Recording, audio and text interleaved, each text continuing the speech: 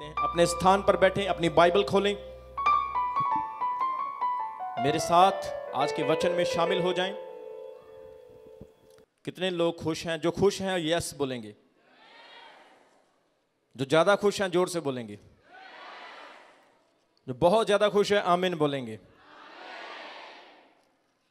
कितना वो व्यक्ति दुखी होगा, परेशान होगा, या हम कह सकते हैं कि कितना वो व्यक्ति अभागा होगा जो परमेश्वर से दूर है। कितना वो अभागा व्यक्ति होगा जो परमेश्वर से दूर है। पंजाबी च कहंदे भागां वाला, अब एक हुंदा वा मंद भागा। भाग नूं असीं इंग्लिश च कहंदे लकी या ब्लेस्ड। ठीक है, जो व्यक्ति परमेश्वर से दूर है उसको हम कह सकते हैं कि अभागा। लेकिन मैं हमेशा चर्च में यह बताता हूं कि आप लोग कितने खुशकिस्मत हैं, कितने खुशकिस्मत हैं आप यीशु मसीह की हजूरी में बैठ के उसकी प्रस्तिश, उसकी तारीफ कर रहे हो। अपने हाथ उठाओ सभी। परमेश्वर, मैं प्रार्थना करता हूं जो बीज आज इनके दिलों में बोया जाए, इनके हृदयों में बोया जाए, ये बीज 100 गुना तैयार हो इनके मन में, और प्रभु ये आपके स्वर्ग राज्य के लिए तैयार हो जाएं। जब तू आए तो यीशु मसीह ये उस बड़े वेडिंग में जो खुदावन तेरे साथ होगा शामिल हो, यीशु मसीह के नाम में आमीन। पिछले संडे हमारी ले हैंड सर्विस थी। मैंने सभी प्रिय लोगों के लिए हाथ रख के प्रार्थना की, और मैं यीशु मसीह का हृदय से धन्यवाद करता हूं कि परमेश्वर ने बहुत सारे लोगों को हीलिंग दी, चंगाई दी, और बहुत सारे लोग जिनके अंदर चोर छिपे हुए थे, चोर बाहर आ गए। बोलो हालेलुया। दुष्ट आत्माएं जिनके अंदर छिपी हुई थी, आपको पता है एक जाहिर होने वाली दुष्ट आत्मा होती है, एक छिपी हुई होती है। जाहिर होने वाली दुष्ट आत्मा कम नुकसान करती है, लेकिन जो छिपी हुई है वो अंदर से जड़ें काटती है। लेकिन बहुत सारे ऐसे लोग जिनके अंदर दुष्ट आत्मा छिपी हुई थी, जैसे ही हाथ रखा वो सामने आ गई। बोलो हालेलुया। ले हैंड सर्विस के बाद मैंने कहा था कि आज हम तेल की सभा करेंगे, अनॉइंटिंग ऑयल सर्विस करेंगे, और परमेश्वर का धन्यवाद है कि आज हम अनॉइंटिंग ऑयल सर्विस में शामिल होने के लिए आए। मैं बहुत खुश हुआ आज। मैं बहुत खुश हूं इसलिए क्योंकि मुझे एवरी संडे सबके चेहरे अब नजर आने लगे। मैं इस चीज से खुश हूं, और मैं परमेश्वर का धन्यवाद करता हूं इस चीज के लिए कि जो वचन मैं आपको सुना रहा हूं, अभी आप इसकी वैल्यू जान रहे हो, अभी आप इसकी कीमत को पहचानने लगे हो। क्योंकि जब आप लगातार चर्च आने लगो तो मुझे विश्वास हो जाएगा कि अब वचन आपके ऊपर असर कर रहा है। एक कहते हैं, ध्यान से सुनना, एक कहते हैं समझ गया, एक हुंदा समझ गया। ठीक है, कुछ लोग तो कहते समझ गया, कुछ कहते समझ गया, किसी को समझ नहीं आया। लेकिन जो लोग समझ रहे हैं उनके लिए I abundantly give thanks to God. मैं उनके लिए परमेश्वर का अद्भुत धन्यवाद करता हूं कि परमेश्वर का वचन उनके अंदर बोया जा रहा है। बोलो हालेलुया। हालेलुया। एक भाई मुझे मिला, वो परमेश्वर में अभी नहीं है लेकिन बहुत इज्जत करता है। मैंने उससे पूछा कहां जा रहा है? बोला मैं ना प्रवचन सुनने के लिए जा रहा हूं। मैंने बोला कहां? बोला पहाड़ों में। क्या मेरी बात को सुन रहे हैं? मैं प्रवचन सुनने जा रहा हूं पहाड़ों के ऊपर। लेकिन आपको तो पहाड़ों पर परमेश्वर नहीं बुला रहा है, आप तो बिल्कुल प्लेन जगह पर हो। अगर आप परमेश्वर के वचन को हृदय से सुनोगे तो याद रखो यीशु मसीह आपके अंदर है, क्योंकि वो कहता है जिसका जब वचन आपके अंदर होगा तो यीशु मसीह आपके अंदर होगा। बोलो हालेलुया। हालेलुया। आज हम अनॉइंटिंग ऑयल सर्विस में हैं, आज हम तेल की सभा में आए हैं। कितने लोग अपने घरों में तेल इस्तेमाल करते हैं? हाथ खड़े करके दिखाओ मुझे। Very good, okay. आजकल तो डॉक्टर्स भी ये कहते हैं कि घी नहीं खाना चाहिए, तेल ही खाना चाहिए, क्योंकि घी में बहुत केमिकल होता है और आपकी सेहत पर बहुत नुकसान होता है। क्या मेरी बात को सुन रहे हैं? हम बाइबल के आधार पर आज सीखेंगे कि तेल की अहमियत क्या है। बहुत सारे लोग सोचेंगे चर्च में तेल लगाया जाता है, तेल दिया जाता है, बीमारों पर तेल की मालिश की जाती है। बहुत सारे लोगों को चमड़ी की बीमारी होती है या बाल झड़ने की बीमारी होती है। बहुत सारे लोग अलग अलग प्रॉब्लम से आते हैं और तेल लेके जाते हैं। कुछ लोगों के जीवन में वो अनॉइंटिंग ऑयल जो है काम करता है और कुछ लोगों के जीवन में अनॉइंटिंग ऑयल काम नहीं करता। एक दिन एक भाई आया, गुरदासपुर से आया था। वो कहने लगा, अपोस्टल जी कहाँ आप आके बैठे हुए हो? चमकौर साहिब का नाम भी बहुत कम लोग जानते हैं। कहाँ आप बैठे हुए? हमारे एरिया में आओ, गुरदासपुर में, देखना लोग कितना आपको हाथों पर उठाएंगे। मैंने बोला, भाई मुझे यीशु मसीह ने यहाँ पर भेजा है, मुझे यहाँ पर पहले परमेश्वर का काम करना है। जब उसकी आज्ञा होगी, जब उसका आदेश होगा, मैं वहाँ पर भी जाऊँगा। जोर से बोलो हालेलुया। हालेलुया। याद रखें मेरे प्रियो, परमेश्वर एक एक व्यक्ति के अंदर एक टैलेंट डालता है। आपके अंदर भी टैलेंट है, लेकिन आप उसे पहचानते नहीं, इस्तेमाल नहीं करते, उसे यूज नहीं करते, जिसकी वजह से उसको जंग लग चुका है, वो अंदर ही अंदर खराब हो रहा है। जब आप टैलेंट को इस्तेमाल करोगे, वो शाइन होना शुरू हो जाएगा। आज हम अनॉइंटिंग ऑयल सर्विस में हैं। मैं आपको बता रहा हूं कि कुछ लोगों के ऊपर अनॉइंटिंग ऑयल काम करता है, किसी के ऊपर नहीं करता है। इसका रीजन क्या है? कुछ लोग उस तेल को बहुत ही सीरियसली लेते हैं, कुछ लोग उसको गंभीरता से नहीं लेते हैं। मुझे एक शारीरिक प्रॉब्लम हो गई थी, मैं इंग्लैंड में था और मैं बताना चाहता हूं कि मैंने अपने साथ अनॉइंटिंग ऑयल रखा हुआ था। यहां से मैं इंडिया से लेकर गया था अपने बैग में, और मैंने उस तेल का विश्वास के साथ इस्तेमाल किया और आज तक वो प्रॉब्लम मुझे दोबारा कभी नहीं हुई। जोर से बोलो हालेलुया। हालेलुया। कभी कभी हम चीजों को गंभीरता से लेते हैं, कभी कभी नहीं लेते हैं, जिसकी वजह से हमें नुकसान होता है। आज हम अनॉइंटिंग ऑयल के बारे में देखेंगे। बाइबल तेल के बारे में बहुत जगह पर बताती है। वचन में लिखा है, जब नबियों को अभिषेकित किया जाता था तो तेल से उनका मसा किया जाता था। सींग होता था, जानवरों का सींग में तेल डाला जाता था। जब येहू को राजा बनाया गया, उसके सर पर तेल डाला गया। दाऊद को राजा बनाया गया, सैमुएल ने उसके सर पर तेल डाला। जब सुलेमान को राजा बनाया गया, उसके सर के ऊपर तेल डाला गया। तेल का जिक्र बाइबल में बहुत जगहों पर किया गया है। और याद रखें, तेल कोई नॉर्मल चीज नहीं है, तेल पवित्र आत्मा को भी प्रकट करता है। जोर से बोलो हालेलुया। हालेलुया। कुछ लोग इस चीज के बारे में बहुत सुपरस्टिशंस करते हैं। वो कहते हैं ये अंधविश्वास है, तेल एक वहम है, तेल से क्या होता है। लेकिन याद रखें, बाइबल में तेल का बहुत जगह पर सिंबलिज्म है। बाइबल में तेल का बहुत जगह पर प्रतीक दिया गया है। अगर आप बाइबल के तेल के प्रतीक को नहीं समझोगे, सिंबल्स को नहीं समझोगे, इनके चिन्हों को नहीं समझोगे, तो आप कभी भी इसकी ब्लेसिंग को नहीं ले सकते हो। कुछ लोग कहते हैं तेल का जिक्र ज्यादा ओल्ड टेस्टामेंट में किया गया है, लेकिन याद रखें, यीशु मसीह की सेवकाई में भी तेल का इस्तेमाल हुआ है। बोलो आमीन। यीशु मसीह ने भी कहा है कि तुम जब फास्टिंग करते हो तो अपने मुंह पर और अपने सर पर तेल लगाओ। तेल का मतलब आपके ऊपर अभिषेक होना चाहिए। तेल एक बहुत महत्व रखने वाली चीज है। कितने लोगों ने भेड़ें देखी है? सबने देखी है। आपको पता है, जो चरवाहा होता है वो भेड़ों को नहलाता है, और कुछ भेड़ें होती हैं जो अपने आप को साफ सुथरा नहीं रखती हैं। जब चरवाहा उनको साफ नहीं करता है, उन भेड़ों के ऊपर कीड़े पड़ने शुरू हो जाते हैं। जब कीड़े उन भेड़ों के ऊपर आ जाते हैं तो वो कीड़े बढ़ते बढ़ते बढ़ते बढ़ते उनकी ऊन को और उनकी स्किन को खाना शुरू कर देते हैं, और फिर उनके कानों में भी जाना शुरू कर देते हैं। और कुछ भेड़ें ऐसी होती हैं जिनके दिमाग में भी कीड़े चले जाते हैं, और कीड़े बहुत डेंजरस होते हैं। किसी मेडिसिन से वो कीड़े साफ नहीं होते, किसी दवाई से वो कीड़े झड़ते नहीं हैं।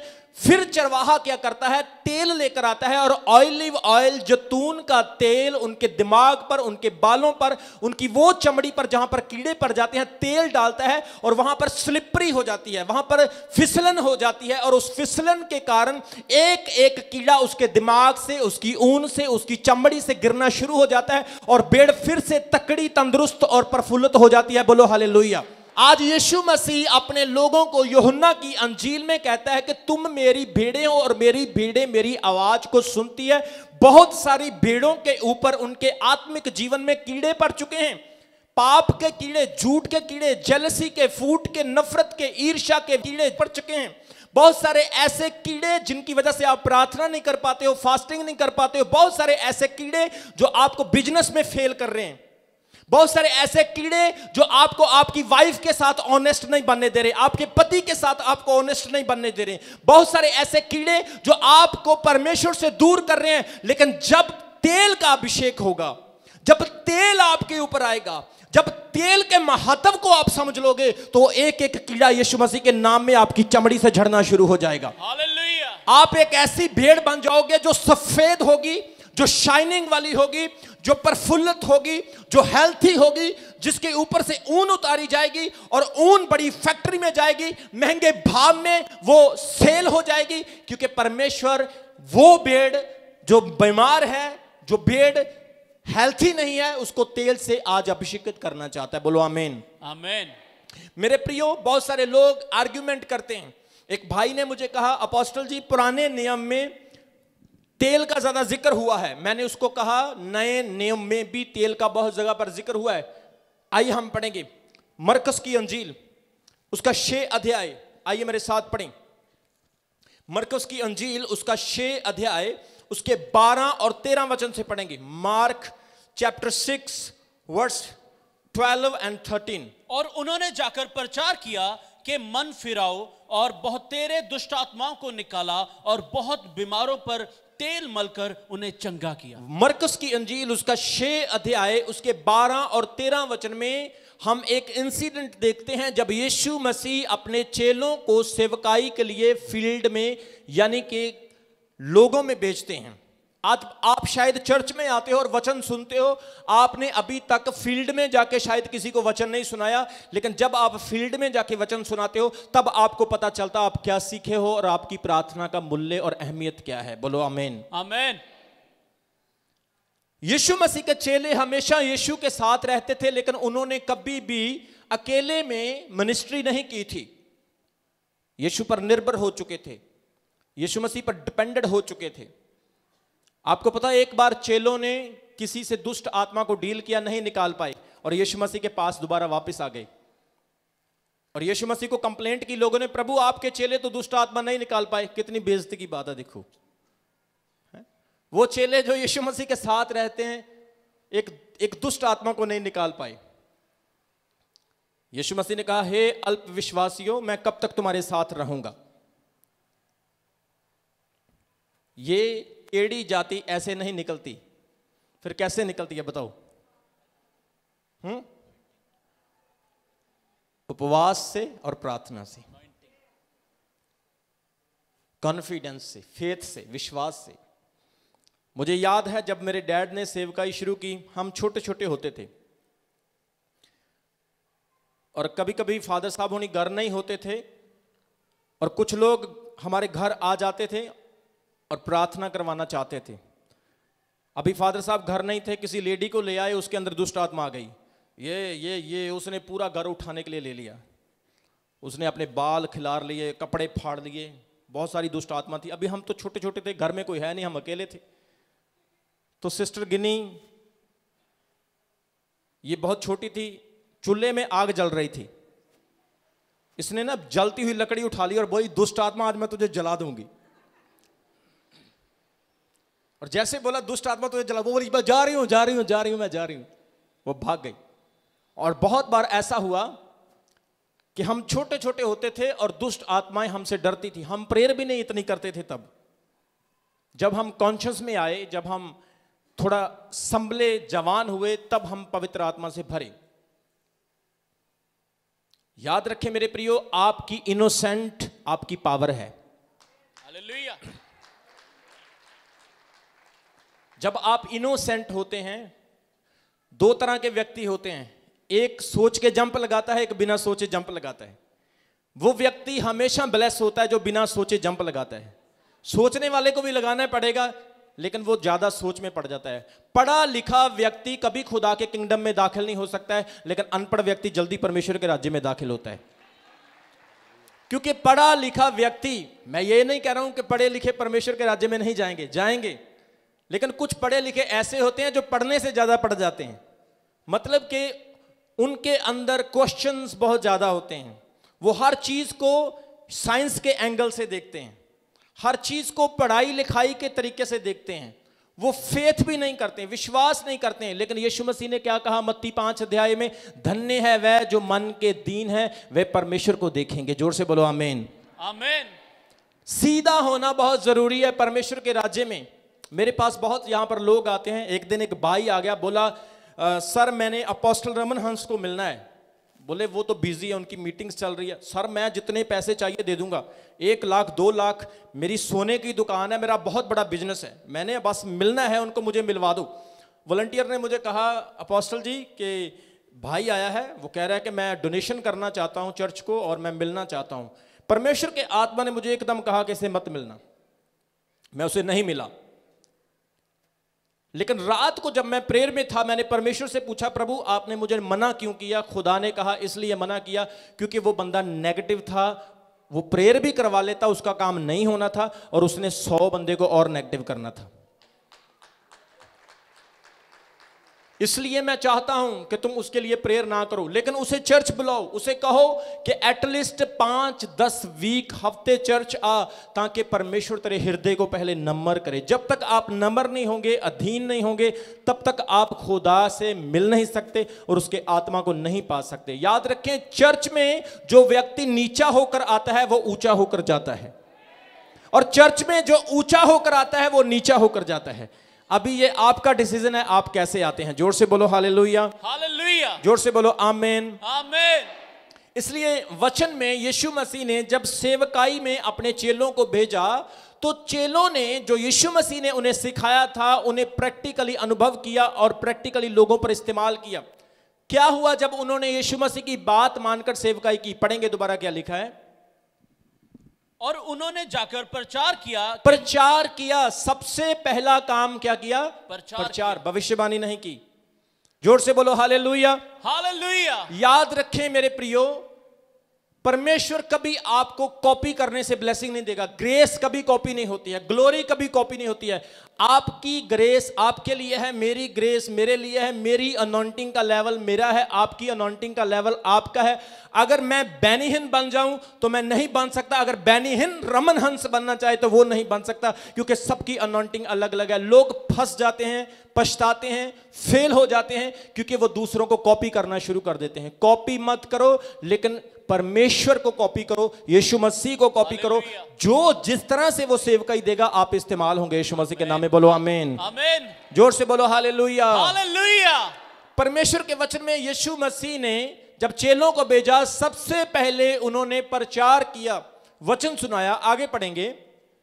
और बहुतेरे दुष्ट आत्माओं को निकाला। बहुत सारी दुष्ट आत्माओं को निकाला। चेलों ने क्या प्रचार किया? सबको मेरी आवाज आ रही है? सबको आनंद आ रहा है सुनने का? यस। अच्छा लग रहा आपको? यस। आपके लिए ही मैं कर रहा हूं, अगर आपको ये अच्छा ना लगा तो क्या फायदा? आपको समझ आ रही सभी को? परमेश्वर आपको आशीष दे, बोलो हालेलुया, हालेलुया। यीशु मसीह के चेलों ने प्रचार किया। मन फिराओ। क्या किया? मन फिराओ। प्रचार किया। प्रचार क्या है? मन फिराओ। बहुत सारे यहां पर नए बहन भाई बैठे हैं। जब हमारे पास्टर्स, हमारे वॉलंटियर आपको मिले थे, उन्होंने आपको क्या कहा था? भाई चर्च आओ, आपकी प्रॉब्लम ठीक हो जाएगी। और बहुत सारे लोग बोले चलो यार चर्च चलते हैं, हमारी प्रॉब्लम ठीक हो जाएगी, हम बीमारी से चंगे हो जाएंगे। क्या मैं सही बता रहा हूं? यस। और बहुत सारे लोगों को ऐसे भी मिले होंगे, अगर तू चर्च नहीं ना आया तो तेरी टांग टूट जाएगी। ये भी प्रचार है। और एक ये भी प्रचार है, मूर्ति पूरा छोड़ दे, जितनी भी घर में मूर्ति पड़ी है उठा के बाहर फेंक दे, फोटोएं बाहर उठा के फेंक दे। हाँ, तेरे घर में ये गलत है, तेरे घर में ये गलत है। ये भी प्रचार है। लेकिन सही प्रचार क्या है? सही प्रीचिंग क्या है? यीशु मसीह परमेश्वर का इकलौता पुत्र है, जो आपके गुनाहों के लिए आज से 2000 साल पहले क्रूस पर मारा गया, दफनाया गया और तीसरे दिन फिर जिंदा हुआ। अगर आप उस पर विश्वास करते हो और उसे दिल से अपना मुक्तिदाता ग्रहण करते हो, आपके पुराने पाप, आपके प्रेजेंट के पाप सारे के सारे माफ हो जाएंगे और आप यीशु मसीह के साथ उसके राज्य में प्रवेश करेंगे। आमीन, हालेलुया। और आप विश्वास करेंगे, मैं आपके लिए प्रार्थना करूंगा और यीशु मसीह आपको चंगा करेगा। यह है असल प्रचार। लेकिन आजकल जब आप प्रचार सुनोगे, अलग अलग तरह का प्रचार हो रहा है। पता ही नहीं चल रहा है। हमारे चर्च में एक भाई था, किसी बहन को जाके बोल रहा है परमेश्वर मुझे बता रहा है तेरी 1 महीने बाद मौत हो जाएगी। वो बेचारी 2 साल हो गए, आज भी जिंदा है। कभी कभी शैतान भी बताता है, ऑलवेज परमेश्वर नहीं बताता है। जोर से बोलो हालेलुया। एक बोला अगर तूने मुझे 5,000 रुपए नहीं दिए डोनेशन तो तेरी जीभ कट जाएगी। ऐसे ऐसे लोग जो व्यर्थ बातें करते हैं, जो आत्मा से, स्पिरिट से नहीं है। हम बात कर रहे हैं तेल की, अनॉइंटिंग की। यीशु मसीह के चेलों ने प्रचार किया, मन फिराओ के बारे में बताया कि तौबा करो, पश्चाताप करो। आगे पढ़ेंगे क्या लिखा है। और बहुत तेरे दुष्ट आत्माओं को निकाला, बहुत सारी दुष्ट आत्माओं को निकाला, और बहुत बीमारों पर तेल मलकर उन्हें चंगा बहुत किया। बीमारों पर तेल मल के उनको क्या किया? चंगा किया। Hallelujah. What a wonderful thing. अब जो कहते हैं कि ओल्ड टेस्टामेंट में तेल के बारे में लिखा है, यहां न्यू टेस्टामेंट में भी है, नए नियम में भी है। और नए नियम में चंगाइयां हो रही है, तेल मला और दुष्ट आत्माएं निकल रही हैं। तेल एक सिग्निफिकेंस है पवित्र आत्मा का, अभिषेक का। जब विश्वास के साथ मला जाता है तो दुष्ट आत्माएं वहां पर टिक नहीं सकती है। बोलो आमीन। आमीन। जोर से बोलो आमीन। आमीन। प्रार्थना काम करती है, तेल काम करता है जब आपका विश्वास होता है। एक लड़का पास्टर के पास आया और पास्टर से बोलने लगा, पास्टर जी मेरे लिए दुआ करो, मेरी शादी हो जाए। पास्टर जी ने आंखें बंद की, परमेश्वर के आत्मा ने उसे बताया इससे कुछ पूछ। उसने पूछा, बोला बता क्या काम करता है? बोला जी कुछ नहीं। महीने के कितने पैसे कमाता है? बेला ही हूं जी, कोई पैसे नहीं कमाता हूं। अच्छा तो शादी के बाद रहेगा कहां पे? अभी तो मकान नहीं है, घर नहीं है। बोला आंखें बंद कर, मैं तेरे लिए प्रार्थना करता हूं। पास्टर ने हाथ रखा, प्रार्थना करनी शुरू की। कहा हे परमेश्वर, इस बेटे की शादी तब तक ना हो जब तक ये अच्छे काम पर ना लगे, जब तक ये पैसे ना कमाने लगे और इसका अपना घर ना हो। यीशु के नाम में आमीन। अगर कोई ज्यादा पढ़ा लिखा पास्टर होता तो उसके लिए प्रे कर देता यीशु मसीह के नाम में इसके लिए हो जाए, और शादी भी हो जाती और 4-5 महीने बाद डिवोर्स भी हो जाता। परमेश्वर आपके डिसीजन हमेशा नहीं मानेगा जब तक कि आप परमेश्वर की इच्छा के मुताबिक, उसकी विल के मुताबिक नहीं चलेंगे। जोर से बोलो हालेलुया। हालेलुया। यीशु मसीह ने गतसमनी बाग में क्या कहा था? हे प्रभु मेरी नहीं तेरी इच्छा पूरी हो। ये परमेश्वर की इच्छा क्या थी? यीशु क्रूस पर चढ़े। क्या मेरी बात को सुन रहे हैं? परमेश्वर की इच्छा क्या थी? यीशु क्रूस पर चढ़े। मेरी इच्छा थी मैं क्रूस पर ना चढ़ूं, ऐसे ही काम हो जाए। लेकिन याद रखें, परमेश्वर की इच्छा में थोड़ी कठिनाइयां हो सकती है, लेकिन उससे ज्यादा भलाइयां प्रकट होगी। इसलिए उन्होंने बीमारों पर तेल मला और बीमार चंगे हुए। रिजल्ट क्या निकला? चंगाई। रिजल्ट क्या निकला? दुष्ट आत्माओं से छुटकारा। रिजल्ट क्या निकला? उस जगह पर रिवाइवल आया। इस मिनिस्ट्री में इतने लोग बैठे हैं, मैं कहता हूं, कभी कभी बहुत सारे लोग कहते हैं अपोस्टल जी हमें पास्टर बनना है। मैंने कहा आ जाओ स्टेज के ऊपर, मैं माइक दे देता हूं, आप करो प्रचार। 10 मिनट के बाद मैटर खत्म हो जाएगा, क्या बोलना है। प्रचार करना आसान नहीं है। कुछ लोग पेपर के ऊपर इतना बड़ा लिख लेते हैं और पेपर को देख देख के पढ़ते रहते हैं। जब पेपर खत्म हो गया, प्रचार खत्म हो गया। मैं आपको बता रहा हूं, मैं 3 दिन लगातार प्रचार करता रहूं, परमेश्वर वर्ड देगा, खत्म नहीं होगा कभी। हालेलुया। ये पवित्र आत्मा का काम है। जोर से बोलो हालेलुया। हालेलुया। मैं बताना चाहता हूं कि अभी आप इतने लोग, हजारों की गिनती में आप बैठे हो यहां पर। कुछ लोगों ने, 4-5 पास्टर्स ने मिलकर हमारे चर्च के पास ही एक मीटिंग रख ली। वो कहने लगे हम भी चर्च चला सकते हैं, हम भी मीटिंग कर सकते हैं। मुझे स्टाफ के लड़कों ने बताया अपोस्टल जी कि मीटिंग हो रही है। मैंने कहा बहुत अच्छी बात है। उधर मेरा फ्राइडे लाइव था, उधर वो मीटिंग कर रहे हैं, तो जो आवाज़ थी वो मेरे माइक में आ रही है और मेरे लाइव में भी जा रही है। मैंने कहा चलो कोई बात नहीं, परमेश्वर इनको आशीष दे। उन्होंने मीटिंग की, कम से कम 3, 4, 5 पास्टर इकट्ठे हुए और ज़्यादा से ज़्यादा 50 लोगों को भी इकट्ठा नहीं कर पाए। वो लोगों को लाने वाला परमेश्वर है। हालेलुया। लोगों को लाने वाला पवित्र आत्मा है। हालेलुया। मैं सारी रात प्रार्थना करता हूं और परमेश्वर आपसे बात करता है कि सुबह चर्च जाना है। जोर से बोलो हालेलुया। हालेलुया। मुझे किसी को कहने की जरूरत नहीं कि आप चर्च आओ, क्योंकि मेरा परमेश्वर मेरे साथ है। वो मेरे द्वारा आपको ब्लेस करना चाहता है, आपको उसके राज्य के लिए तैयार करना चाहता है। बोलो आमीन। आमीन। तेल का रिजल्ट क्या निकला? चंगाई, ब्लेसिंग, दुष्ट आत्माओं से छुटकारा। मेरे प्रियो याद रखें, तेल का हिब्रू वर्ड आता है शैमेम। शैमेम, तेल का हिब्रू वर्ड है शैमेम।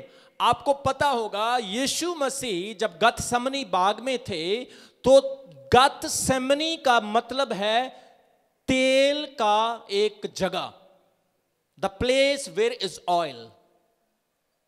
गतसेमनी, गत का मतलब है रगड़ना या प्रेस करना, और सेमनी का मतलब है तेल। यीशु मसीह जब वहां पर प्रार्थना कर रहे थे, बाइबल बताती है कि उसका पसीना लहू बनकर बह रहा था। क्या मेरी बात को सुन रहे हैं? यीशु मसीह का क्रूस पर लहू नहीं निकला, या जब कोड़े पड़े तब लहू नहीं निकला। यीशु का लहू तब भी बहना शुरू हो गया था जब वो गतसेमनी बाग में थे। गैथ का मतलब है प्रेस करना और सेमनी का मतलब है ऑयल। याद रखें, जो ऑयलिव ऑयल होते हैं वो ऐसे तेल निकलने से पहले गोल गोल होते हैं, जैसे ओला होता है, आंवला होता है, ऐसे होते हैं। और उसको जब प्रेस किया जाता तो उसके अंदर से तेल निकलता है। यीशु मसीह बिल्कुल इसी तरह से प्रेस हुआ, कोड़ों से, मार से।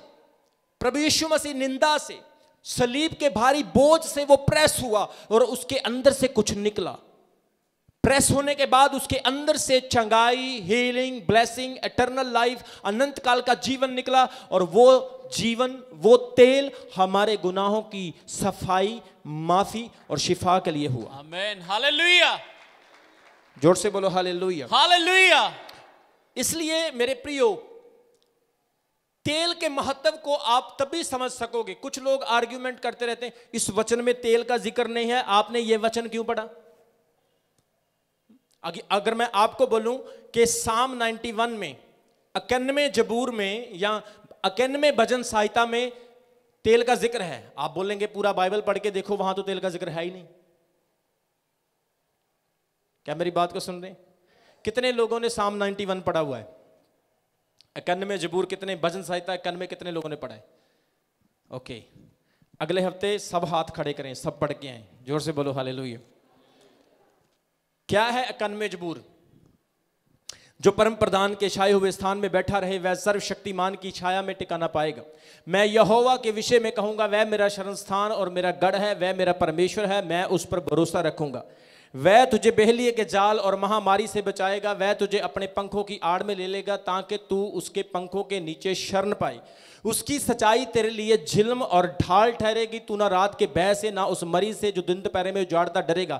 तेरे एक तरफ 1000, तेरे दूसरे तरफ 10,000 गिनेंगे, परंतु वह तेरे निकट ना आएगा। तू अपनी आंखों से दृष्टि करेगा और दुष्टों के अंत को देखेगा। तूने जो परम प्रधान को अपना धाम मान लिया है, इसलिए कोई विपत्ति तुझ पर ना पड़ेगी, ना कोई दुख तेरे डेरे के निकट आएगा, क्योंकि वह अपने दूतों को आज्ञा देगा कि जहां कहीं तू जाए वह तेरी सुरक्षा करे। ऐसा ना हो कि तेरे पांव को पत्थर से ठेस लगे। तू नाग और सिंह को कुचले, तू जवान सिंह और अजगर को उतारेगा। उसने जो मुझसे स्नेह किया है मैं उसको छुड़ाऊंगा, मैं उसको ऊंचे पे रखूंगा, संकट में उसकी सुनूंगा और अपने किए हुए उद्धार का दर्शन दिखाऊंगा। बोलो आमीन, आमीन, हालेलुया। अभी मुझे बताओ, यहां पर कोई तेल का जिक्र देखा आपने? कोई जिक्र नहीं। लेकिन अभी कुछ लोग आर्ग्यूमेंट करते हैं, इसमें तेल का जिक्र नहीं है, ये क्यों कोट किया गया? ये चीज यहां पे होनी चाहिए थी।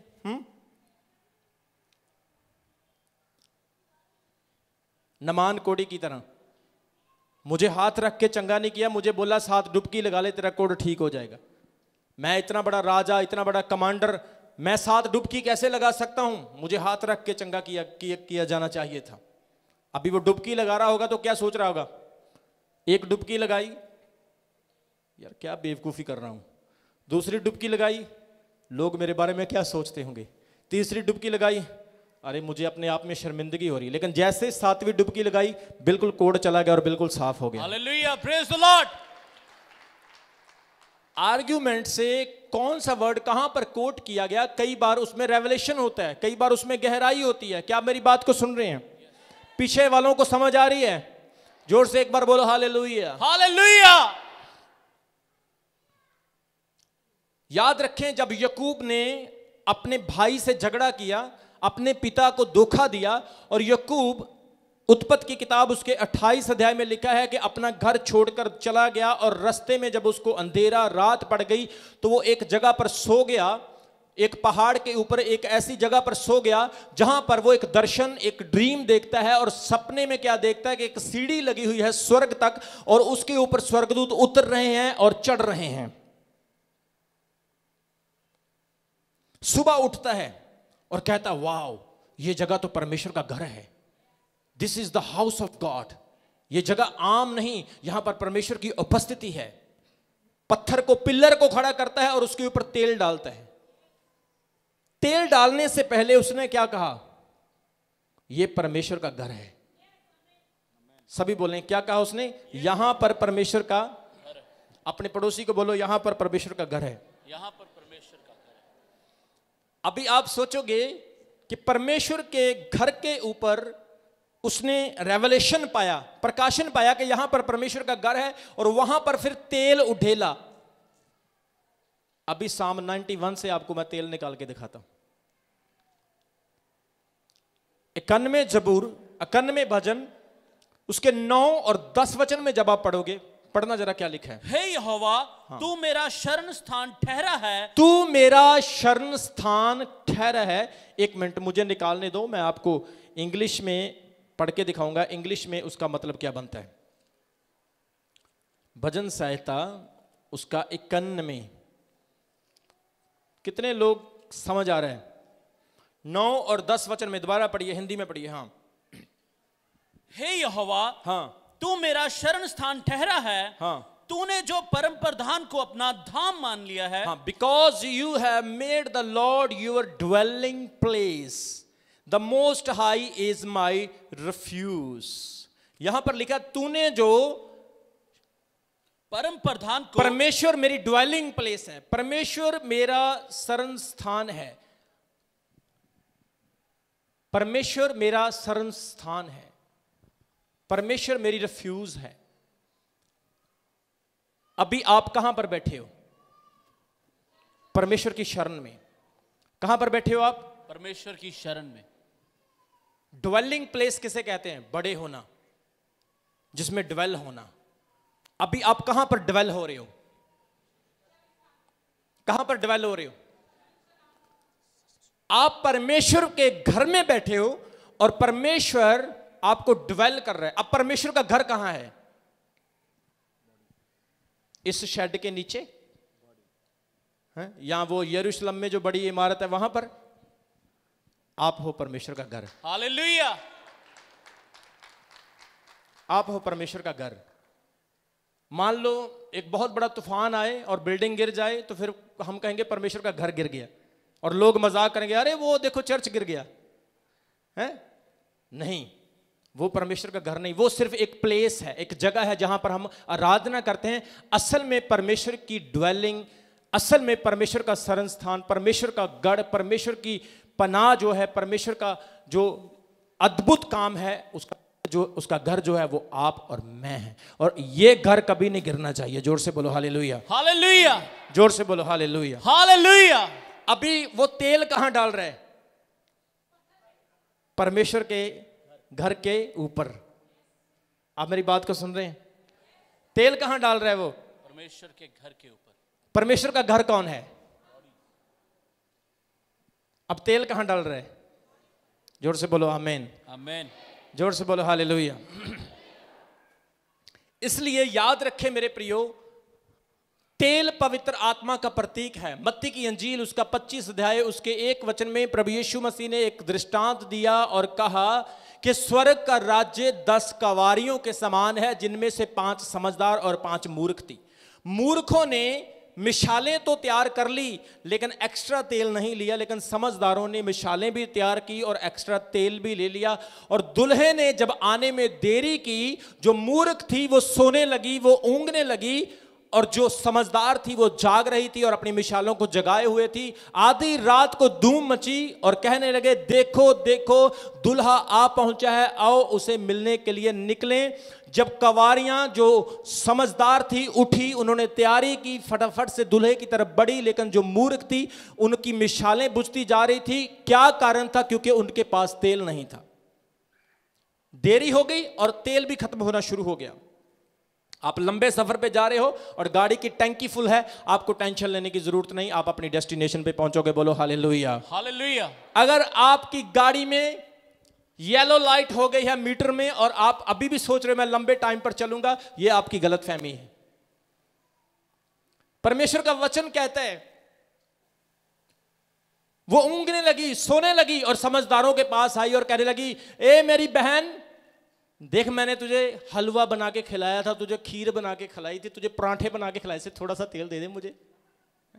कोई फेवर नहीं। आपकी प्रेपरेशन आपकी डेस्टिनी को डिसाइड करती है, डिटरमाइज योर डेस्टिनी। हालेलुया। वो बोली जाकर क्या कहने लगी, हमें तेल दे दो। रीजन क्या है? क्योंकि हमारी मिसालें बुझती जा रही हैं। आज भी बहुत सारे लोगों की मिसालें बुझ रही क्योंकि उनके अंदर पवित्र आत्मा नहीं है। और पवित्र आत्मा कैसे मिलेगा, मिसालें कैसे जगेगी? जब वो चर्च आएंगे, जब वो परमेश्वर की हजूरी में आएंगे। कहते हैं ना, एक चिंगारी से जंगल जल जाता है। अगर जंगल ही गीला हो तो चिंगारी भी क्या करेगी? जोर से बोलो हालेलुया। हालेलुया। याद रखें मेरे प्रियो, दुल्हा आ चुका है, शोर मच चुका है, जो तैयार हैं वो जा रही हैं। और समझदारों ने कहा, भाई हम आपको तेल नहीं दे सकते हैं, ऐसा ना हो और तुम्हारे और हमारे बीच में कमी रह जाए, तुम बेचने वालों के पास चले जाओ। जब वो बेचने वालों के पास जाती है, तेल लेकर वापस आती है, तब तक देर हो चुकी है। जो समझदार थी, जिनके पास तेल था, वो द्वार के अंदर दाखिल हो चुकी हैं और द्वार बंद हो चुका है। और ये मूर्ख बाहर से आवाज लगाते हुए कहती हैं, हे महाराज, हे महाराज, हमारे लिए द्वार खोल दे। अंदर से आवाज आती है, हे मूर्खों, मुझसे दूर चले जो, मैं तुम्हें जानता नहीं हूं। ऐसा ना हो आपने पूरी जिंदगी मिसालों को जगा कर रखा, लेकिन जब दुल्हा आए मिसालें बुझ जाए। जगा के रखें मिसालों को। चर्च कॉन्टिन्यूसली आए।